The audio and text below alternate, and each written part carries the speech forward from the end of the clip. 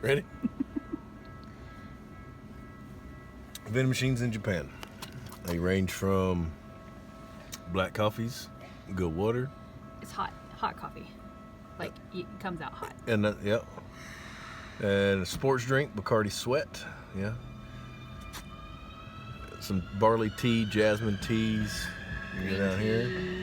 Japanese teas. These are all the mini versions. Fruit beverage. Yogurt drink. And down you got a smooth latte. Sugar free, and then a black coffee. Then over here you got soups. You got a sweet red bean soup, a corn porridge. Yep, all for less than $1.10. Yep. And everything that is in blue, that means it's cold coming out. And then down here, everything that is in red, that means it's hot. This is one of the lower tech vending machines they got in Japan. Yep.